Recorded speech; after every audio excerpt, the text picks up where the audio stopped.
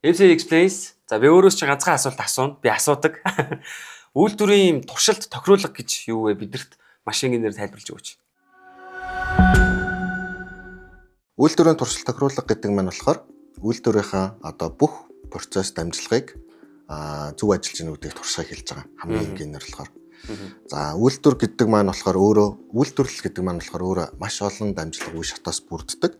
Тэгэхээр нөгөө үйлдвэрлэлийн бүх шат дамжлагыг зөв ажиллаж ийн үгүй үг шалгаад байгаа. За хамгийн энгийнээр ойлгох юм бол үйлдвэр гэдэг бол олон үйлдэлтэй бодлого өөрөө бол.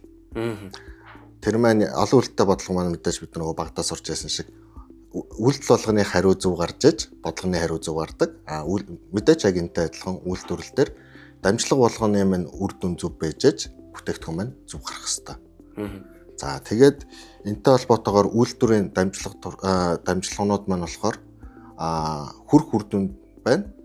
Мэдээж дараагийн шат нь болохоор тэр үр дүндээ яг өөрийнхөө эдийн засгийн үр ашигтайгаар энгийн нэрийг хүрч гинүү, анхныхын төлөвлөгчнөөр хүрч гинүү гэдэг нь өөрөө туршилтын хамгийн гол шалгуур юм байна.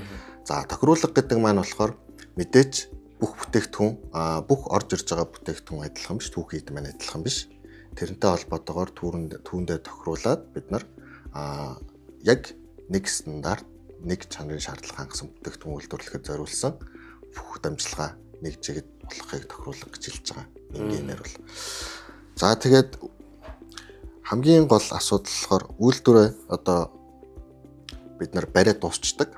Үүнийхэн дараа л туршилт тохируулга шууд хийн. За тэгээд үйлдвэр бүтээгдэхүүнээ үйлдвэрлэж байгаа ч гэсэн насан туршдаа нэг туршилт тохируулгаараа явах гэсэн үг.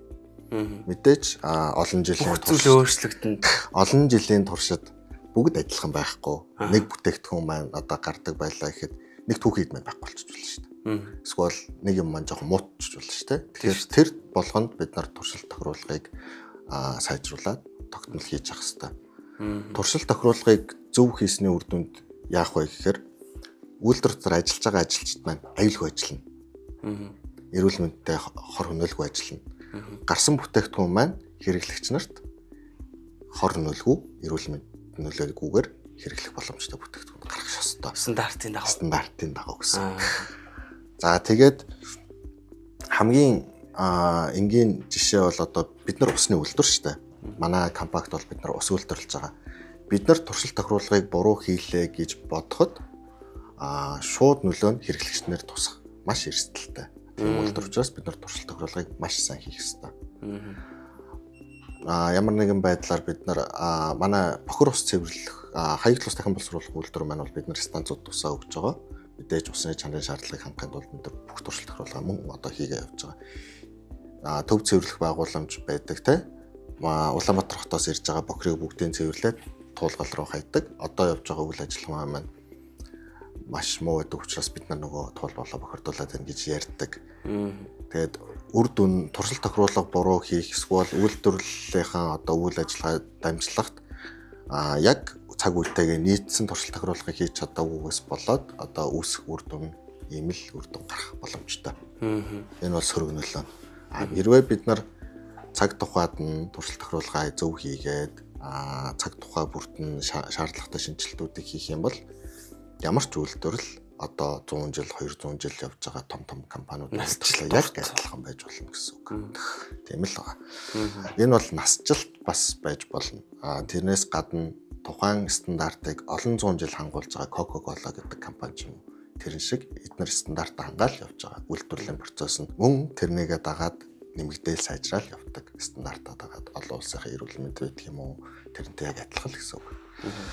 Хамгийн гол туршилт тохируулга бид нар одоо буруу хийгээл ямар нэгэн байдлаар хяналтаа алдаал, дундуурын хяналтаа алддаг ч юм уу анхны хүрх үр дүндээ хүрээгүй байхад нь бид нар ямар нэгэн байдлаар яаран бүтээгдэхүүнээ үйлдвэрлэх юм бол мэдээч эдийн засгийн үр нөлөөтэй маш их хэмжээний хаягдл бүтээгдэхүүн гардаг ч юм уу те маш их хэмжээний зардал одоо тэр үйлдвэрийг ажиллуулж байгаа зардал ч өөрөө үргүй хөрөнгө болоо явчихна шүү дээ. Тэрнтэй л адилхан гэсэн үг. Дараагийнх нь болохоор бид нар туршилт тохируулга буруу хийснээс болоод эсвэл буруу баталгаажуулснаас болоод гарч байгаа бүтээгдэхүүн шууд хэрэглэгчийн гар дээр очиод эрүүл мэндэд сөргөөр нөлөөлнө. Түрүү хэлсэнчлэн те. Хэрэглэж байгаа хүн маань одоо хүнсний бүтээгдэхүүн байвал шууд эрүүл мэндэд нөлөөлнө. Эсвэл олон жилийн хугацаанд ямар нэгэн байдлаар тэр бүтээгдэхүүн олон жилийн дараа ч юм уу доголдлоос нь болоод эрүүл мэндэд сүргээр нөлөөлөх ч юм уу тухайн орчинд ямар нэгэн байдлаар сүргээр нөлөөлөх ч юм уу тийм үр дүнгууд. За тэгэхээр манай бэлгүү маань бол одоо хаягдл ус дахин боловсруулах мэрэгжилтэн байгаад байгаа тийм ээ. Тэр Уснаг компактын хүрээнд одоо энэ хаягдл ус дахин боловсруулах үйлдвэр шинээр баригдсан. За энэ дээр одоо туршилт тохируулгын ажил одоо хэдэн хувьтай яаж явагдав? Өөрөө тэр ажилд ямар сорилтууд тулгарсан энэ талаар бидэртээ бас хуваалцаач. За одоо яг хаягдл ус дахин боловсруулах үйлдвэр маань болохоор туршилт тохируулгын ажлыг сая 11 сарын 18-нд эхэлсэн. Одоо бараг 2 сар гарan үргэлжилж байгаа. Энэ хүрээнд яаж байгаа гэхээр бид нар нөгөө төв цэвэрлэх байгууламжаас шинээр байгуулсан төв цэвэрлэх байгууламжаас гарч байгаа усаа хүлээж аваад цэвэрлээд эхэлсэн байгаа. Мэдээж үе шаттайгаар бүх тэр ус маань нэг тодорхой чанартай байгаа учраас бүх тоног төхөөрөмжүүдэд бүгдийг туршиж үзээд үе шаттайгаар цэвэрлэгээнүүдээ хянаад явж байгаа гэсэн үг. Сүүлийн одоо бид нар сүүлийн дамжлага руугаа ер нь бол дараа 7 хоногт шилжиж байгаа. Одоо тэр нь болохоор халдваргүйжүүлэх гэж байгаа. За тэр маань мэдээж бүх дамжлагуудаа дараагийн дамжлага руу шилжихээс өмнө тэр дамжлага тоног төхөөрөмжөнд ажиллах ёстой зарчмаараа ажиллаж гэнэ үү гэдгээ шалгаж байгаа. Энэ бол манай хамгийн ихний туршилт. Тэгээд дараагийнхаа дамжлага руу шилжүүлээд за дараагийн дамжлага руу очингуудаа энэ дамжлагаас гарч ирсэн ус энэ дамжлагандаа нөлөөлж гэнэ үү гэдгээ шалгаад хэрвээ нөлөөлж ивэл бид нар эхнийхэн дамжлаган дээр тохируулах гэж байгаа. Энэ бол тохируулга. Бид нар энэ усыг удаан цэвэрлэх хэрэгтэй байна уу? Хурдан цэвэрлэх шаардлагатай байна уу? Дараагийн дамжлагад ямар нэгэн нөлөө үзүүлж гэнэ үү гэдгээ шалгаад эхний дамжлагынхаа тохируулгыг хийчихэж байгаа. Ингээд ер нь үйлдвэр маань ингээд туршаагдаад тохируулагдаад явж байна гэсэн үг. За тэгээд мэдээж бид нар ингээд хэсэгчлэн одоогийн байдлаар бол хэсэгчлэн туршилт тохируулгын ажлыг хийгээ явж байгаа. Тэгэнгүүт яах вэ гэхээр бид нар одоо үйлдвэр маань мэдээж бүтнээрээ туршигдах хэрэгтэй шүү дээ. Үйлдвэр ганцаараа ингээд баталгаажуулна гэдэг чинь бол зүгээр тухайн бид нар тухайн хэсгийг л баталгаажуулж байгаа гэсэн үг. Ус маань хамгийн ихний дамжлагаар ороод хамгийн сүүлийн дамжлага хүртэлх процессыг бид нар бүтнээр нь турших хэрэгтэй. Ингэжээж үйлдвэр маань бүтэн туршлагдлаа гэж үзнэ. Энэний тулд юу хэрэгтэй вэ гэхээр бид нарт тухайн үйлдвэр рүү орох ёстой өгөгдөл маань буюу бохир усныхаа маань стандартаа хангах ёстой. Тэгэнгүүт үүнийхэн дагуу манай үйлдвэр зөв ажиллана шүү дээ. Бид нар муу юм авах юм бол манай үйлдвэр ажиллаж чадахгүй, сайн юм авах юм бол манай үйлдвэр ажиллах шаардлагагүй. Тэгэхээр яг бид нар авах ёстой юм авах ёстой. Мэдээж сайн байлаа гэд муу байх нь мэдээж амар маш муу үр дүнтэй. Үйлдвэр маань ашиггүй ажиллана. Сайн байх маань бас нэг талын бид нарт сайн юм шиг харагдаж байгаа ч гэсэн нөгөө талаасаа бид нар эдийн засгийн хувьд үргүй зардал гаргаж байгаа. Тэгвэл мэдээж аль талдаа Монгол улсынхаа стандартыг бариад явж байгаа учраас бид нар илүү одоо үр өгөөжтэй талыг нь хараад явж байгаа гэсэн. За ийм л учраас одоо туршилт тохируулга чухал байх нь вэ шүү дээ. Тийм шүү дээ. Одоо хамгийн гол нь бид нар авах ёстой юм аваад гаргах ёстой юм гаргаж чадж гэнэ үгүй гээл мэдчихэж энэ үйлдвэр хэрэгтэй юу хэрэггүй юу бид нар бодоод шүү дээ. Ерөнхийдөө концепцэн тийм шүү дээ. За манай бэлгүн хаягдл ус дахин боловсруулах мэрэгжилтэн. Тэгэхээр энэ мэрэгжлийн үүднээс иргэдэд үйлдвэрүүдэд ямар зөвлөмж өгөхөөр байна? За зөвлөмж гэхээс илүү анхааруулмаар байна. Одоо урайлмаар байна хүмүүсийг. За яадаг вэ гэхээр одоо хүмүүс ахын хогоо хувцаа, архины шилээ, одоо эдсэн одоо малынхын ясыг, махныхын ясыг юм уу ингээд төв цэвэрлэх байгууламж руу эртэл нь ингээд хогийн сав руугаа хийхгүй шүү дээ. Бохирын шугамаар 0 руугаа урсгах. 0 руугаа бол урсгахгүй байгаа байх.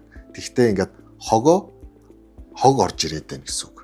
Одоо гадаа үйдэх худаг руу авчиад хог хайчдаг ч юм уу тий. Эсвэл одоо яадгийн хааны газар хог цуглах хэвээр бол тэр газар руу зүгээр хог хийчихэд ирэх гэсэн үг. Хүний хувцас бүтэн хувцас өмд гүртэгч гарч ирэх тохиолдол байна шүү. Тэгээ бодоод үзэхэр чинь бид нар чинь тэр усыг цэвэрлж чадахгүй шүү дээ. Тэр чинь бид нар ус цэвэрлэх хэрэгтэй болгож бид нар хог байгуулах, хогийн байгууламж шүү дээ. Тэгэнгүүт одоо хүмүүст урайлмаар байгаа юм маань болохоор бүгд ахын хогдоод хаймаар байна. Бохир устаа, нойлтоо болохоор усаал хэрэглэмээр байгаа байхгүй юу? Тийшээгээ алчуураа хийгээд одоо урсгацсан тохиолдол бол одоо тэр бол санамсаргүй үйлдэл байж болно. Гэхдээ хатуу хог хаягдл сүүний сав, архины шил, одоо гялгарууд, ундааны сав гарч ирж гин гэдэг бол тэр бол өөрөө юу бол биш. Ягаад ч тэр хүмүүс энд бохор энэ нүгээр ус урсах хэрэгтэй гэдэг ойлголтоос шал өөр ойлголтоор тийш хогийн сав шиг хандаад байна. Зориулалтын хогоо хаяарай. Тэгээ манай төв зөвлөх байгууламж маань бас ачааллын хувьд ийм асуудлаас болоо хүндэрч ийна л гэж хэлэх гээд. Хүндрээд байгаа. Одоо сүүлийн хэдэн жил маш их хүндэрсний учраас бид нар одоо шинэ төв зөвлөх байгууламжийг барьж байгаа шүү дээ. Манай сонсож байна уу? За маш их баярлалаа. Тэр өнөөдрийн маань MC Explain үйлдвэрийн туршилт тохируулга гэж юу вэ гэж тайлбарлсан хаягдл ус дахин боловсруулах мэрэгжилтэн бэлгүүндээ маш их баярлалаа. За баярлалаа намайг орж оролцуулсан. Баярлалаа. Маш их энгийнээр гоё бидэрт бас тайлбарлаж өглөө. Хүн болгонд бас бидэрт хамаатай сэдв байгаа тийм ээ. Ингээд MC Explain-ээр энэ дугаартаа үйлдвэрийн туршилт тохируулга сэдвээр та бүхэндээ хүргэлээ. Дараагийн контентоор уулзцгаая.